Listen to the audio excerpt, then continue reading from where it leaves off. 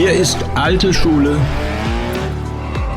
die goldene Ära des Automobils. Hallo und herzlich willkommen zur alten Schule. Schaut mal hier, ich glaube, das ist das teuerste Bild, was jemals bei mir im Hintergrund überhaupt irgendwie zu sehen war auf meinem Kanal. Und das hat eine ganz besondere Bewandtnis, denn das ist von Andy Warhol. Und er hat ein ganz besonderes Auto abfotografiert. Natürlich, ihr seht es alle, ein 300 SL, Gullwing. Und das hier ist das Originalauto, was er damals abfotografiert hat. Beziehungsweise er hat das Bild einfach geklaut. Aber das wissen zwei Herren besser als ich. Und zwar sind hier Axel Schütte, Klassikhändler, und Uli Goffrey vom Brabus Klassik. Den kennt ihr natürlich auch schon aus meinem Podcast. Ihn lernt ihr bald kennen in meinem Podcast. Toll, dass Sie dabei sind. Hallo, herzlich willkommen. Ja, so, jetzt habe ich gerade schon gesagt, Mensch, das Auto hat ja eine ganz besondere Geschichte hinter sich. Und Sie beide oder ihr spielt da eine ganz besondere Rolle. Herr Schütte, aber Sie haben den Anfang gemacht, oder? Von Ihnen ging das Ganze ja aus. Ja. Erzählen Sie mal, was ist denn da passiert?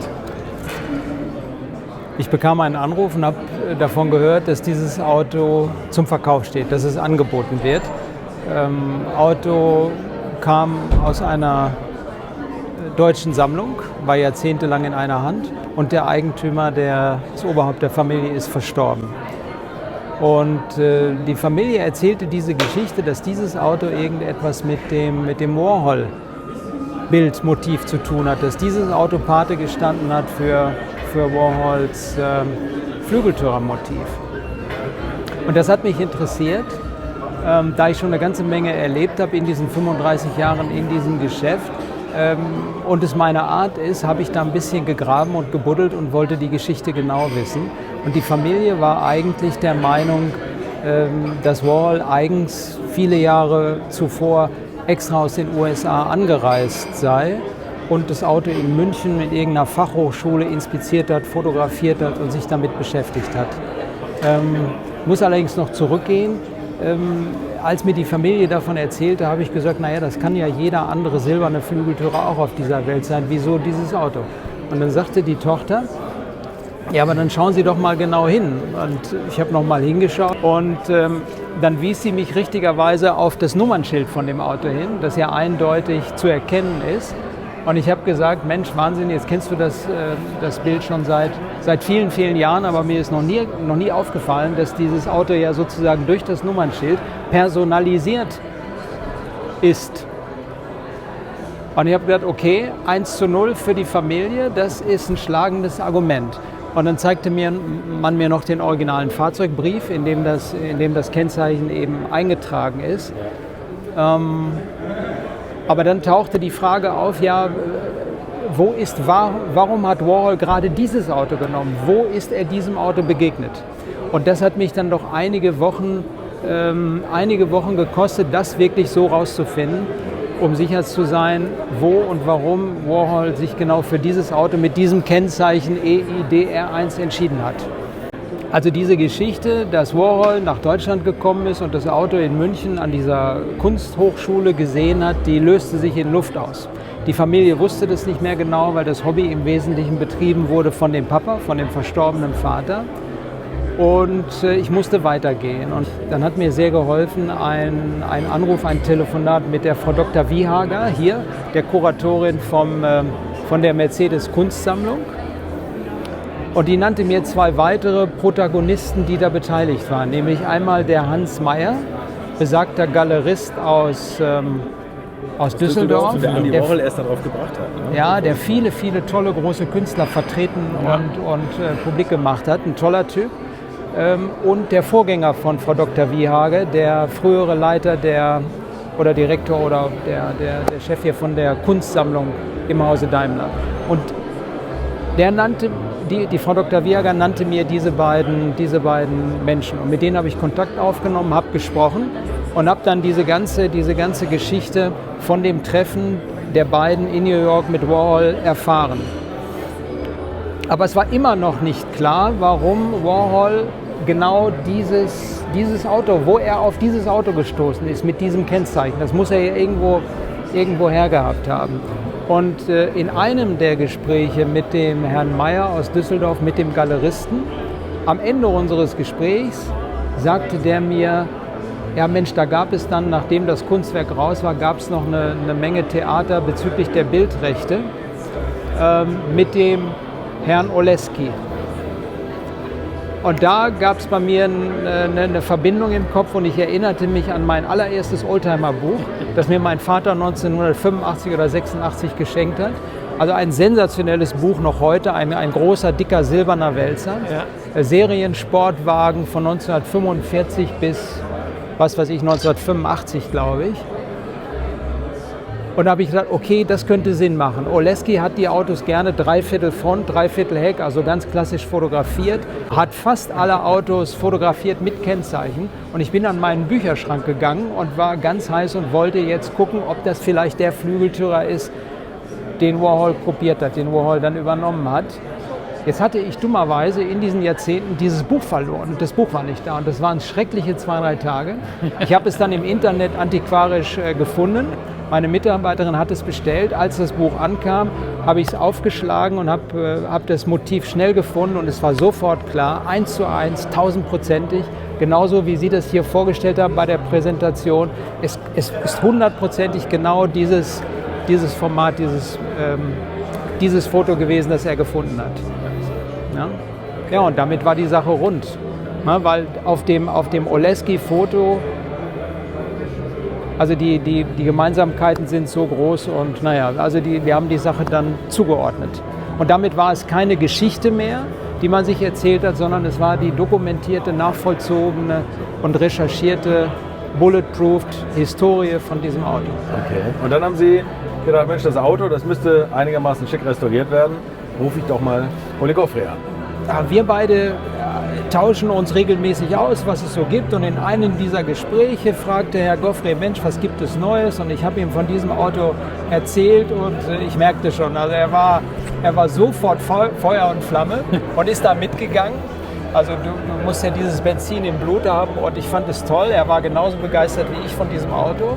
Sagte noch dann am Ende des Gesprächs, halten Sie uns das mal 2-3 Tage fest. Da muss ich mit Konstantin Buschmann mal drüber sprechen.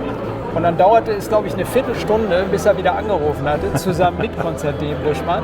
Und dann haben wir uns ziemlich schnell geeinigt und die beiden hatten ein neues Projekt am Hals. Ich wusste gar nicht, dass wir so entscheidungsfreudig sind. Also ich habe es gar nicht mehr in Erinnerung, dass es so schnell ging. Doch.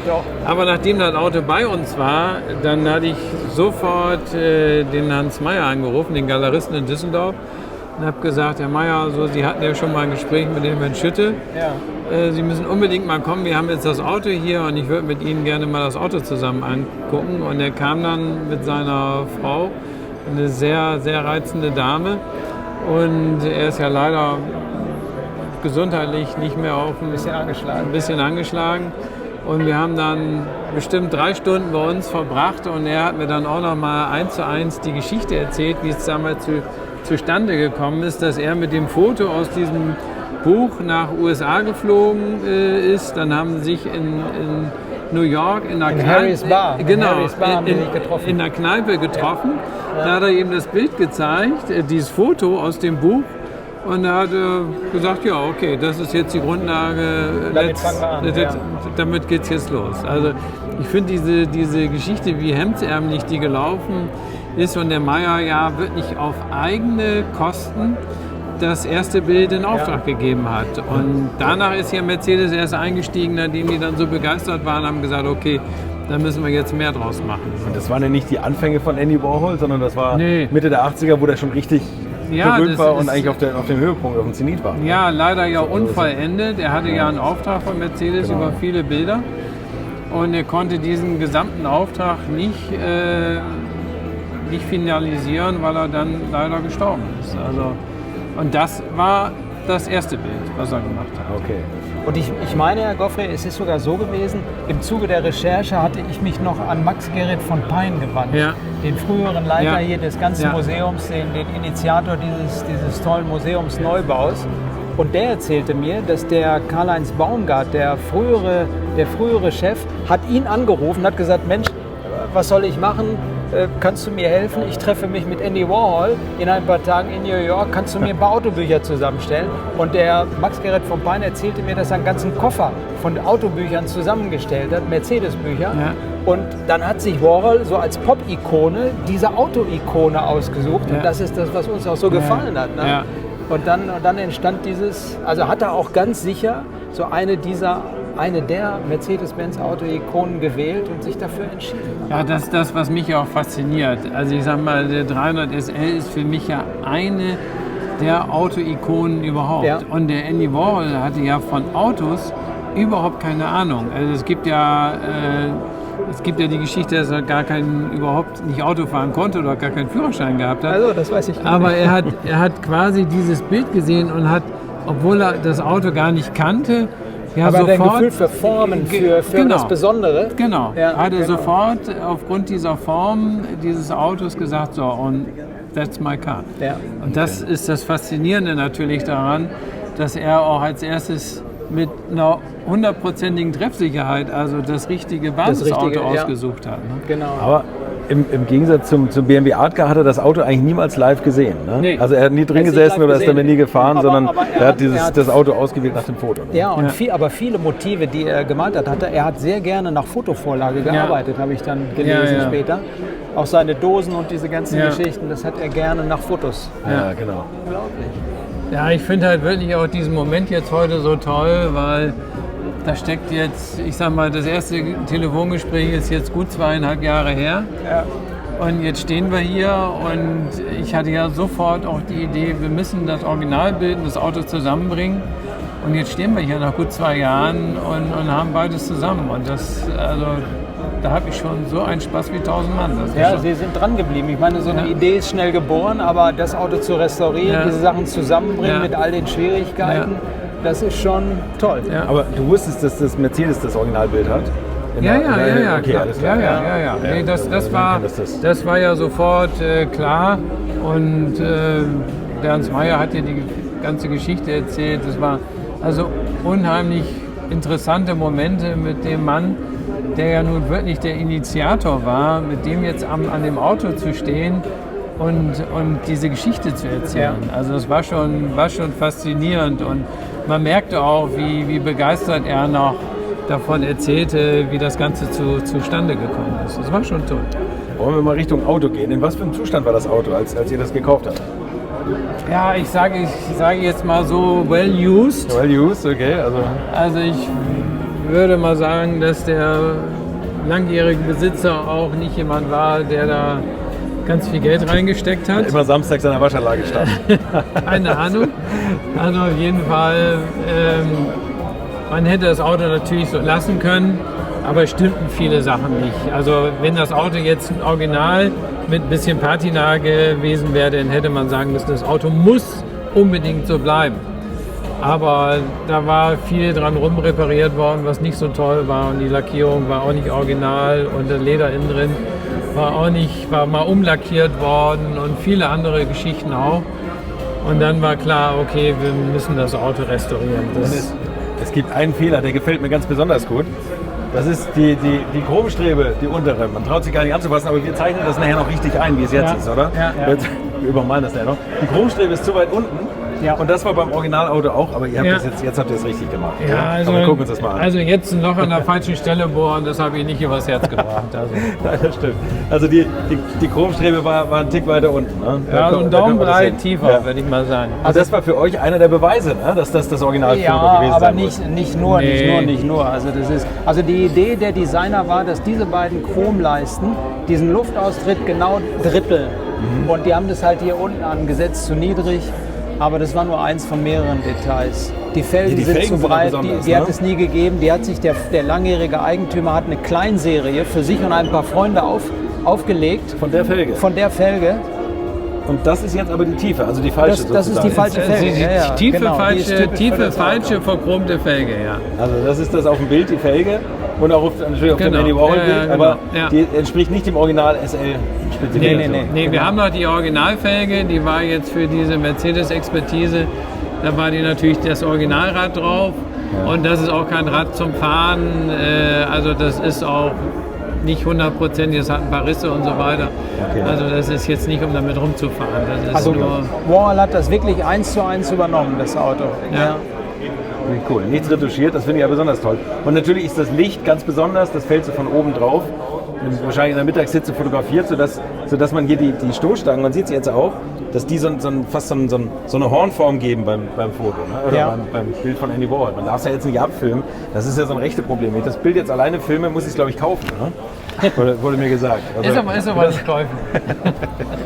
also es gibt mächtig Ärger, wenn ich jetzt das Foto alleine abfotografiere. So, wollen wir sonst noch was irgendwie das ist eine eurer berühmten 6-Sterne-Restaurationen? Ja. Also es ist im Prinzip alles gemacht worden. Das Auto ist bis ins letzte Teil zerlegt worden und Rahmen vermessen und Karosserie und natürlich Motorgetriebe, alle Baugruppen. Man hat es ja schön in dem kurzen Filmchen gesehen, 2 Jahre in 2 Minuten, Ja. dass wirklich auch alles an dem Auto dann gemacht wurde. Ich glaube, ich habe gerade Restauration gesagt, oder? Das heißt Restaurierung. Bitte? Ich glaube, es heißt Restaurierung. Ich habe gerade Restauration gesagt. Guck, dir ist es egal. Neulich habe ich Ärger bekommen. Oder irgendjemand. Sieht darüber aufgeregt. Aha. So, Innenraum habt ihr neu gemacht? Ja, Alles Leder ist neu und so. Ja. Also da ist nichts erhalten. Ja, da war ein Leder drin, was mal irgendwann umlackiert wurde in schwarz. Ja, schön. Da war zum Teil sogar noch das Originalleder Da drin. war doch noch teilweise das Original ja, Leder drin, ne? ja, Genau, aber genau, es war genau. irgendwie schwarz übergesprüht. Und somit war klar, wir müssen das Auto in den Original, wenn wir schon restaurieren, dann doch in den Originalzustand versetzen. Also man könnte sagen, dass das Auto so richtig abgerockt war. Also das Auto Ja. hatte ein wildes Leben. Es würde mich nicht wundern, wenn das vielleicht sogar bei irgendeinem Studenten ein paar Jahre morgens an der Uni stand. aber das ist ja nicht entscheidend. Entscheidend ist ja, dass die ganzen Originalkomponenten wie Motor, Getriebe, Hinterachse, Lenkgetriebe, es war alles noch original. Ja. Das heißt, es war noch das Auto, das Warhol damals übernommen hat, und es war 1:1 das Auto, wie es ausgeliefert worden ist. Das heißt, es war restaurierungswürdig und ein ganz spannendes Restaurationsobjekt auch, Ja. ne? Weil die Komponenten einfach original waren. Ist das jetzt zu verkaufen, Uli? Also wenn du mich jetzt im Moment fragst, dann sage ich erstmal nein.